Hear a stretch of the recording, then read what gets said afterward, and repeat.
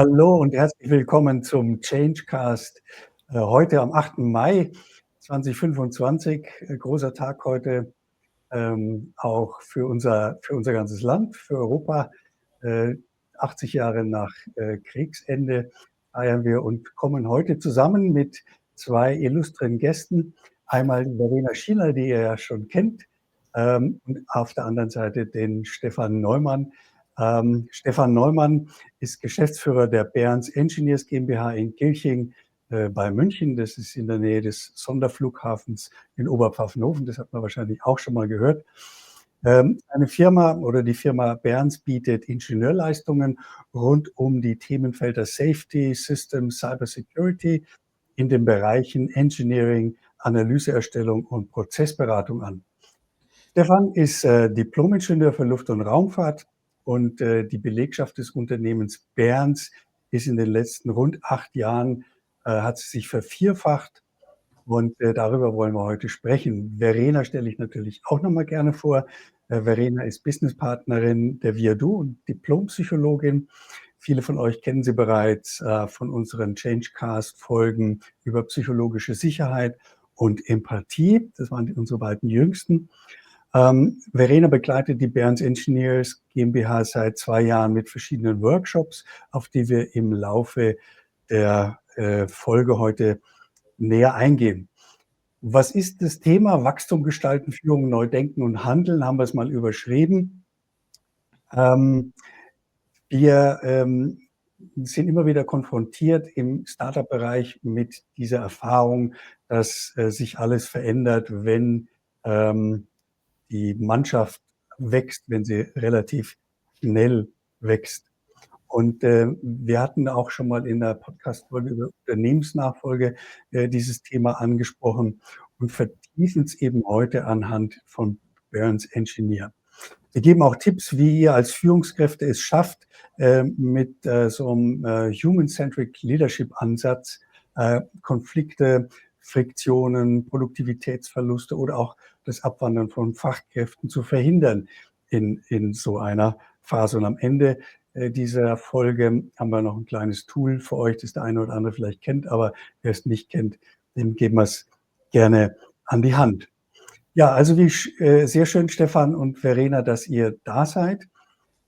Ich habe gedacht, ich fange mal an, euch mal kurz die Zuhörer und Zuschauer mal mit den Wachstumsphasen nach Greiner vertraut zu machen. Das sind 6 Phasen.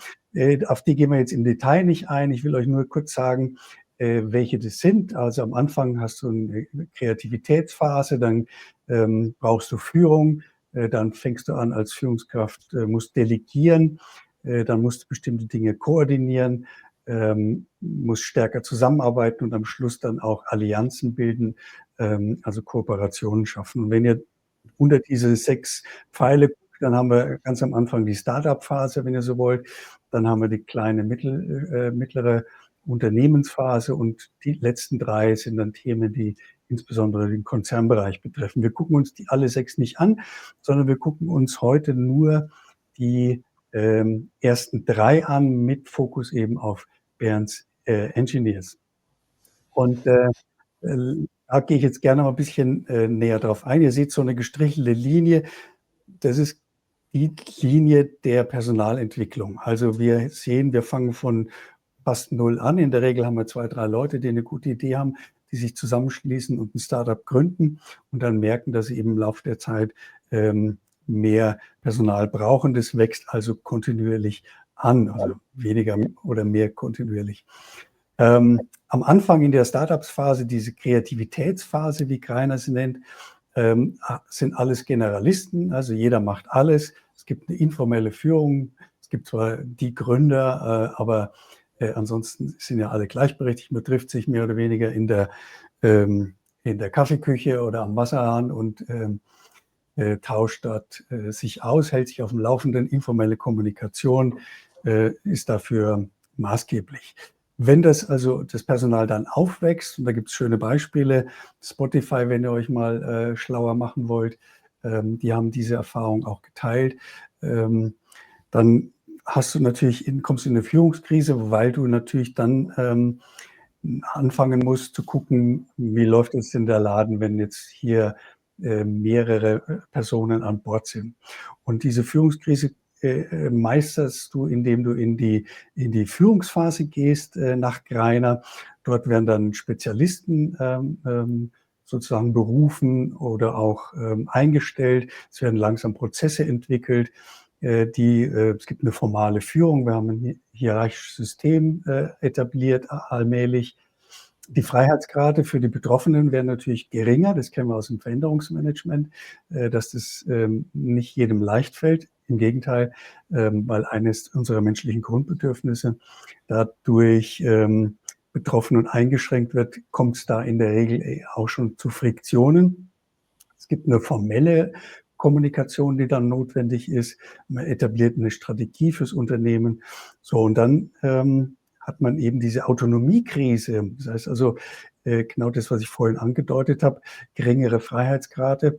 Was machen wir denn jetzt? Und dann fängt es an und wir brauchen die Gründer müssen also delegieren, müssen Dinge verteilen, Aufgaben verteilen, Organisationsstrukturen, Abteilungen schaffen, Bereiche schaffen. Aufgaben werden komplexer und was passieren kann, ist dann, dass das übergeordnete Führungsinteresse, das die Gründer ja mal hatten, also eine Idee für eine Lösung für ein bestimmtes Problem, sehr kundenorientiert, mit entsprechenden Werten, die die Gründer geteilt haben, dass die bei wachsender Belegschaft eben so ein bisschen in den Hintergrund geraten. Und das sind jetzt zwei herausragende Herausforderungen, vor denen Burns Engineers stand und insbesondere der Stefan stand. Und Stefan, wenn du magst, würden wir uns freuen, wenn du mal ein bisschen erklären könntest, wie du jetzt, wenn wir es in zwei Teile teilen, wie du dieses Thema, diesen Übergang von Kreativität, Führung, Delegation, Schaffen von Organisationsstrukturen, wie du das gemacht hast. Ja, sehr gerne. Erstmal herzlichen Dank für die Einladung, Dominik, Verena. Schön, dass ich heute hier sein kann und ein bisschen was erzählen darf zu unserem Veränderungsprozess, wenn man so will, auch ein bisschen aus der Retrospektive eigentlich und mit ein bisschen Entfernung wird es eigentlich auch klarer, dass man eine gewisse Veränderung durchgemacht hat. Das ist immer schwer, wenn man drinnen steckt, sozusagen dann auch die Veränderung zu sehen und so das Positive daraus auch mitzunehmen, weil meistens ist man dann doch mit den Herausforderungen konfrontiert, die das halt so mit sich bringt. Aber dieses Modell, ich kannte es vorher noch nicht, aber ich muss sagen, es beschreibt tatsächlich sehr, sehr gut die Herausforderungen, die wir hatten oder die wir in Teilen immer noch haben. Also es wäre gelungen, wenn ich sage, es ist immer alles perfekt, aber ich glaube, das ist in keiner Firma so. Von dem her bin ich da recht entspannt. Es war tatsächlich eine der größten Herausforderungen zu Beginn, die Vielfalt der Projekte und die Anzahl der Projekte unter einen Hut zu bekommen und in eine fachliche Führung zu ordnen oder zuzuweisen, eine fachliche Führung in dem Kontext. Und dort haben wir im Prinzip ganz vorne angegriffen. Also wir haben uns mal überlegt, wie können wir denn unser Produktportfolio eigentlich am besten beschreiben? Wie kann ich denn in der Fülle sozusagen beschreiben, wie unsere Projekte strukturiert sind? Das heißt, was bieten wir eigentlich an und welche Lösungsmethoden bieten wir an der Stelle an?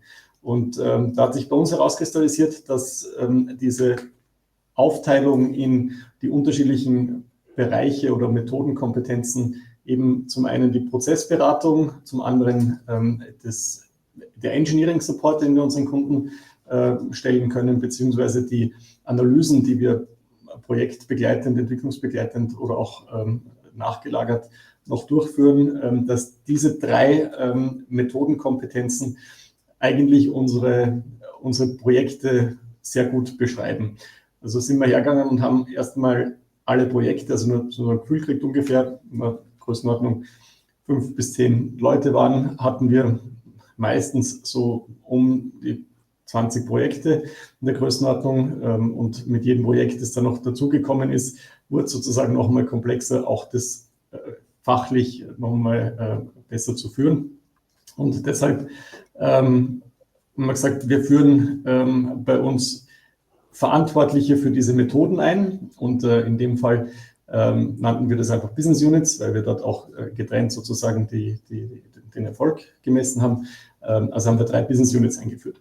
Die Herausforderung war aber, niemanden zu verlieren, weil am Anfang, wenn man loslegt, eine kleine Mannschaft hat, dann braucht es keine Hierarchie in dem Sinn und alle sind gleich. Ja? Jeder hat gleich viel beizutragen und gleich viel zu sagen und gleich viel zu entscheiden, sagen wir mal. Und diese Herausforderung bei dieser ersten Hierarchiestufe, wo es noch gar nicht um Personalhierarchie ging, sondern eigentlich um Projekthierarchie im Sinne von, wen frage ich denn, wenn ich mit meinem Projekt nicht mehr weiterkomme und wer hat denn für dieses Thema auch fachlich nochmal den Hut auf? Das haben wir eben so geklärt oder gelöst, dass dass ich versucht habe, relativ sanft Verantwortliche zu benennen, wo ich die Kollegen aus den Projekten dann immer wieder hingeschickt habe, gesagt habe, der hat in dem und dem Bereich viel Erfahrung, sprich mal mit dem, lass dir da mal helfen. Und über dieses, der hilft mir, hat sich ein Vorgefüge sozusagen ergeben. Und als ich dann die Rückmeldung auch vom Team bekommen habe, dass der Kollege, der jetzt die Business Unit leitet, mir immer wieder gut weiterhelfen konnte, wusste ich, okay, jetzt ist die Zeit reif, das einfach mal offiziell zu machen und zu sagen, gut, wir haben jetzt 3 Business Units und in diesen 3 Business Units gibt es 1, 2, 3 Ansprechpartner. Alle Projekte, die wir im Unternehmen haben, sind diesen 3 Business Units zugeordnet. Und wenn ihr wo nicht weiterkommt, inhaltlich, dann wendet ihr euch bitte in der ersten Instanz an die Kollegen, die Business Units führen. Die helfen euch weiter und dort laufen dann natürlich auch alle Projekte zusammen und dieser Vorteil oder diese Tatsache führt natürlich zu, dass man das Know-how aller Projekte in diesen einzelnen Business Units sammelt und die Kollegen, die führen, die Business Units, dann auch Querverbindungen herstellen können. Jawohl. Und für mich war es auch einfacher, also von der Führung her war es einfacher, den Projektüberblick zu behalten, indem ich halt einfach dann die Business Units abgefragt habe oder abfrage und weiß, okay, wenn die mir sagen, es läuft, dann läuft es. Ja. Jawohl, super. Stefan, du hast mir im Vorgespräch oder uns im Vorgespräch auch gesagt, das ist jetzt eine Einteilung in Business Units, also haben wir im Wesentlichen eure Dienstleistungen, von denen ich am Anfang gesprochen habe, habt ihr aufgeteilt in Bereiche, auch so ein bisschen kundenorientiert aufgeteilt. Jetzt haben wir ja auch noch Funktionen im Unternehmen, in jedem Unternehmen, die quasi losgelöst sind von der operativen Tätigkeit. Also ich denke mal an Marketing, an HR, an solche Themen. Habt ihr dann extra Leute dafür eingestellt? Das ist ja eher unüblich, sagen wir mal, dass du das vom Staat aus kannst, ja, rein finanziell. Ich wollte gerade sagen, es ist auch schwer zu finanzieren. Also nein, haben wir nicht. Aber ich habe es umgedreht. Ich habe sagen wir mal, Ämter oder Aufgaben, Zusatzaufgaben, interne Aufgaben haben wir es dann genannt, eingeführt und habe versucht mit diesen internen Aufgaben alles abzubilden, was man halt so in der Ablauforganisation oder Aufbauorganisation im Endeffekt braucht. Und habe einfach die Leute aktiv gefragt, ob sie sich in den Bereich einbringen wollen, mit der Idee, dass in einem kleinen Unternehmen hat jeder die Möglichkeit auch nochmal hat, das Unternehmen zu gestalten, indem man einen gewissen Bereich übernimmt und in dem Bereich dann was aufbaut. Ja? Also einfach einen Prozess aufbaut, im Endeffekt eine Logik, der Ansprechpartner ist für die Themen. Das ging von Reisebüro sozusagen, also einfach kostenoptimiert zu reisen. Ja, also da ging es darum, dass man halt die besten Angebote bei verschiedenen Anbietern raussucht, ging weiter über Trainingsorganisation für interne Weiterbildungen, um dort auch Synergien über das Team zu schaffen. Oder auch, ich meine, wir arbeiten sehr viel mit Normen und Standards. Bei uns geht es um Konformität zu Normen und Standards.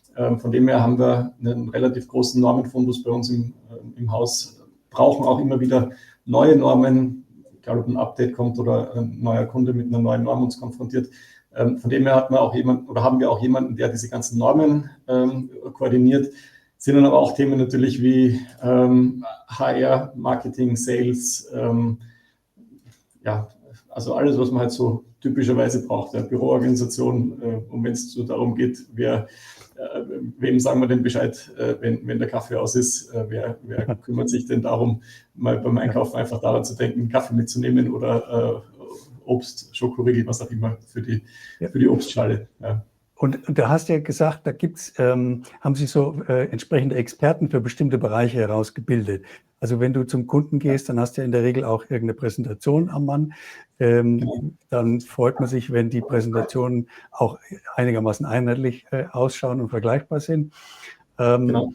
Wenn man keinen hat fürs Marketing oder für die Unternehmenskommunikation, dann gibt es jemanden, der sich besonders herauskristallisiert, weil er neben seinen Ingenieursfähigkeiten, fachlichen Fähigkeiten auch noch sagen wir mal, ein Auge hat für Optik und für solche Dinge. Ja. Ja, genau. Also mir geht es immer darum, Leute zu finden, die das gern machen, die dann eine gewisse Begeisterung auch dafür haben und sagen, ja, doch, finde ich cool, mache ich gern. Ja. Beim Thema Reiserei, wenn man da jemanden hat, der sich gerne mit Bonusprogrammen beschäftigt und weiß, auf welches Punkteprogramm man am besten was draufschreibt und wie man das dann nutzen kann, dann ist es natürlich sinnvoll, sowas auch über die Firma auszurollen und den anderen Kollegen zukommen zu lassen. Oder wenn es jemanden gibt, der sich mit Corporate Benefits Programmen beschäftigt und weiß, was es in dem Umfeld gibt und was gerade sozusagen auch gut funktioniert und die üblichen Benefits sind oder vielleicht ein bisschen darüber hinaus oder wie auch immer, dann kann man auch dort wen losschicken. Also bunt gemischt Design ist natürlich auch so ein Thema, ja, Corporate Design, Corporate Identity. Wer gerne auch mal, also da haben wir tatsächlich einen externen Designer, der uns da hilft, den mittlerweile dann los. Oder? Ja. Wobei, den hat man schon relativ lange, also ganz am Anfang auch schon, aber das war halt so mal eher vor deiner Zeit. Eher im Kleinen, ja, sagen wir so. Und vor meiner Zeit auch schon, ja, genau. Ja, sehr, sehr gut. Jetzt sind wir sind ausgegangen von, ihr wart zu 6 und am Ende jetzt seid ihr 24, also entsprechend hat sich's vergrößert. Wir haben Strukturen eingeführt und es sind jetzt Leute dabei, die den Anfang nicht kannten. Man muss sagen, du warst, glaube ich, von Anfang an auch nicht dabei, du bist dazugekommen, aber da war die Firma eben entsprechend klein und hast das ganze Wachstum dann auch miterlebt. So, und jetzt haben wir also 20 Leute, die dazukommen, die sich beworben haben, ihr habt Ausschreibungen gemacht und. Es wächst und die kennen ja jetzt nicht die Werte von Berns. Die wissen nicht genau, wofür steht das Unternehmen, also anders als, oder sagen wir mal, unabhängig davon, was nach außen getragen wird, wo man sich erkundigt vorher und wie ihr euch darstellt, aber so im Innenleben, ja, also wie ist das Miteinander? Du hast mal so einen schönen Satz gesagt, ich bin hier nur der Geschäftsführer, also wenn Fragen an dich herangetragen wurden, von Kolleginnen und Kollegen, ist natürlich auch ein Appell an die Eigenverantwortung, braucht aber auch eine entsprechende Kultur, Fehlerkultur, Verantwortungskultur, unternehmerisches Denken als entsprechenden Mindset, zu sagen, ich habe die Verantwortung, ich übernehme sie auch und brauche jetzt mich nicht rückzuversichern, jedes Mal bei jeder Kleinigkeit. Also will sagen, es ging dann in den Kulturbereich oder in den Bereich der Firmenkultur. Wofür steht Berns? Was ist eigentlich der Wertekanon? Und das ist dir dann an irgendeiner Stelle mal aufgefallen, dass es da Nachholbedarf gibt, die gewachsene Zahl von Kolleginnen und Kollegen da einzufangen. Wie war das? Also im Endeffekt begonnen hat es ganz vorne mit dem Punkt, dass ich irgendwo mal ein bisschen Feedback haben wollte. Ich wollte mal wissen, wie sieht denn eigentlich der Rest der Mannschaft so unser Unternehmen? Wo sehen denn die unsere Stärken und wie wir hier agieren und was ist denen wichtig? So, und daraufhin habe ich die Verena mit dazu geholt und habe zu Verena gesagt, lass uns oder können wir da mal was gemeinsam machen? Kannst du helfen? So, und dann ist die Verena dazugekommen und wir haben begonnen mit einem ersten Start, Stop, Continue Workshop. Einfach einmal zu verstehen, wo hakt es denn vielleicht, was funktioniert gut, was müssen wir ausbauen und was müssen wir so beibehalten und auf alle Fälle weitermachen. Und aus dem heraus kam dann im Endeffekt haben sich ein paar Werte herauskristallisiert oder ein paar Punkte. Wir haben es damals noch nicht als Werte identifiziert, ganz explizit, sondern da kamen einfach ein paar Punkte raus. Ja? Und Verena hat uns dann von außen auch den Impuls eigentlich nochmal gegeben und gesagt, es ist eigentlich ein super Haufen, den ihr da zusammengewürfelt habt, super offene Kultur und ein tolles Team. Alle sind dabei, jeder macht mit, jeder ist daran interessiert, auch die Firma voranzubringen und gemeinsam coole Projekte für Kunden umzusetzen. Lass uns da noch einmal nachfassen und mehr draus machen. Und wir hatten dann tatsächlich mal den Punkt, wo wir gesagt haben, naja, wenn wir jetzt auch wieder neue Leute dazu holen und wir neue Leute auch wieder in diese Zusammenarbeit sozusagen und den Modus einführen müssen, dann müssen wir uns Gedanken dazu machen, wie wir das am besten aufsetzen. Und am Ende kamen dann für uns 4 Werte heraus, wo wir gesagt haben, das ist unsere Wertebasis, unsere Zusammenarbeitsbasis, auf die wollen wir uns berufen, wenn wir den kompletten Arbeitsablauf oder die Zusammenarbeit in der Firma und den Umgang miteinander aufbauen. Und so haben wir dann 4 Werte identifiziert und publik gemacht und nach denen versuchen wir jetzt zu leben. Genau. Vielleicht, Verena, vielleicht kannst du mal als diejenige, die damit ins Boot geholt wurde von Berns und entsprechende Workshops aufgesetzt hat und die Ergebnisse, von denen der Stefan jetzt berichtet, vielleicht kannst du mal kurz erzählen, wie du das gemacht hast, welche Methoden vielleicht, die du angewendet hast. Ja, gerne. Und zwar, ich bin ja erst dazugekommen, Stefan hat es schon erwähnt, als die Business Units ja schon quasi definiert waren. Und im Grunde genommen, ja, fand ich das total gut, dass das Unternehmen da einfach Verantwortung dann eben auch übernommen hat und gesagt hat, okay, ich schaffe bestimmte Strukturen, ich schaffe bestimmte Prozesse und natürlich trage ich die Verantwortung dafür, wie sich die Menschen in diesen Strukturen und eben Prozessen eben auch ja, verhalten und was da dann eben aufkommt. Und um die ganzheitliche Perspektive vielleicht auch nochmal reinzubringen, Stefan hat es ja auch schon gesagt, es ging vor allem ja auch darum, Strukturen zu schaffen und eben auch Klarheit. Und diese Klarheit braucht man ja sozusagen ja auch auf dem Thema oder vor allem bei dem Thema Unternehmenskultur. Kommunikation war natürlich auch ein großes Thema. Wie kommunizieren wir miteinander? Welche Erwartungen haben wir aneinander? Und vor allem, was macht denn überhaupt unsere Kultur aus? Und genau, da haben wir eben einen Werte-Workshop gemacht oder einen Workshop, um diese Werte erstmal eben rauszufinden. Da gibt es ganz spannende Methoden, dass man sich zum Beispiel Geschichten erzählen lässt, die das Unternehmen auszeichnen, wo liegen die Stärken, wo liegen die Schwächen etc. Genau, und dann sind wir eben auf diese 4 Werte gekommen.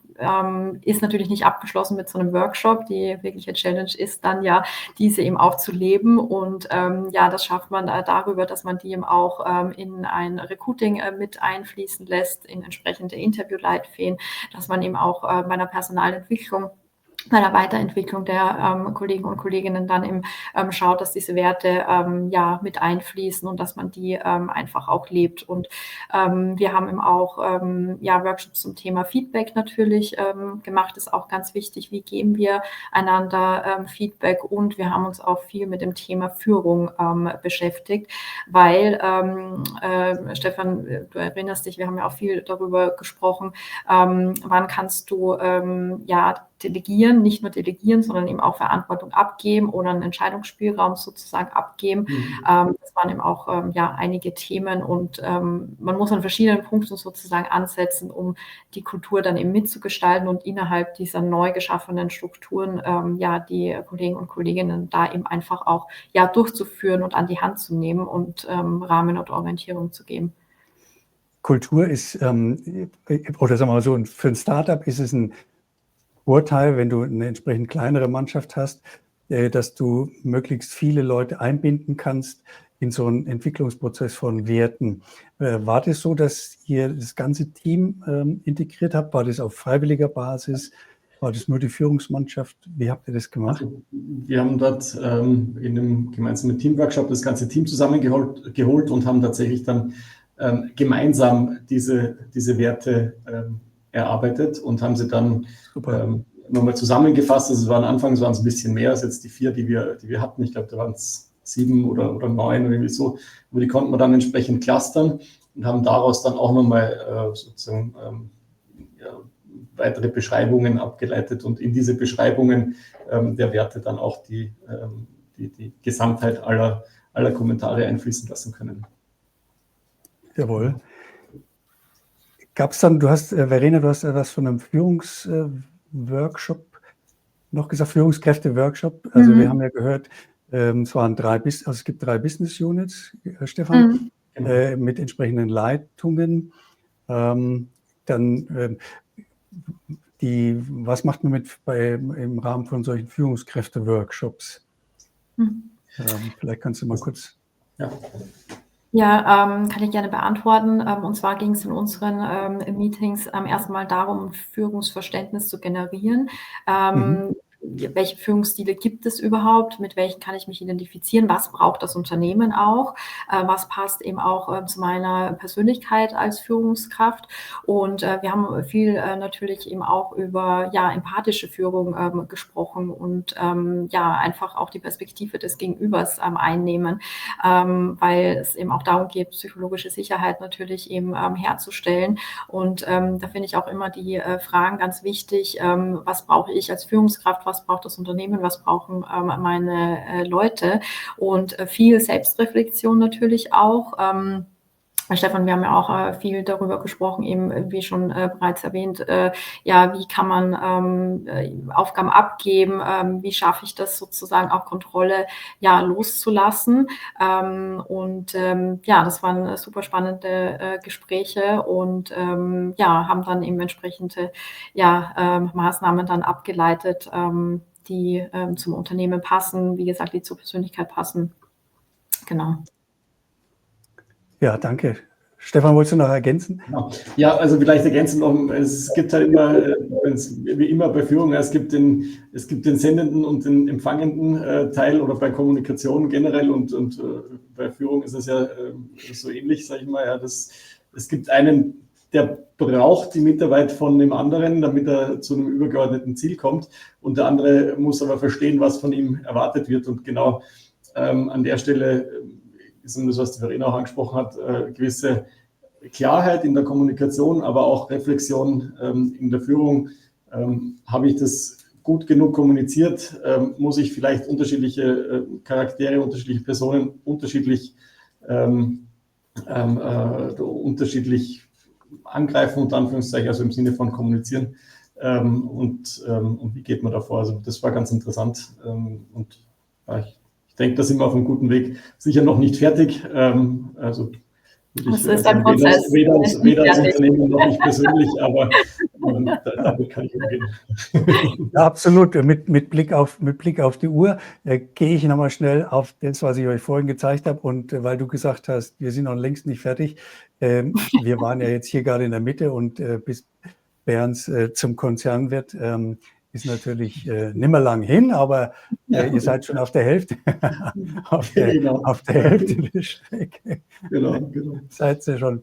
Wir haben gesagt, am Schluss, die letzte Minute noch schnell, haben wir euch ein kleines Hilfsmittel mitgegeben, die RACI-Matrix, die ihr wahrscheinlich kennt, aber wer sie nicht kennt, ist ein ganz hilfreiches Tool, um mal einzutragen, also wer ist für eine Aufgabe zuständig, wer ist dafür verantwortlich letztlich, wer hat entsprechendes Spezialwissen, der hinzuzuziehen ist und wen muss man informieren im Laufe dieser Aufgabenerledigung. Geben wir aber alles nochmal online und stellen es zur Verfügung. Wir sind tatsächlich schon am Ende der Übertragung unserer heutigen kleinen Changecast. Ganz lieben Dank, Stefan, dass du da gewesen bist als Gast. Ganz lieben Dank, Verena, dass du auch mit unterstützt hast. Und wir werden ihn dann im Nachgang noch entsprechend nochmal nachbereiten auf LinkedIn. Und den Film, die Aufzeichnung gibt es auch auf YouTube und auf unseren Kanälen und auf den Berns-Kanälen. Also herzlichen Dank und einen schönen Tag euch.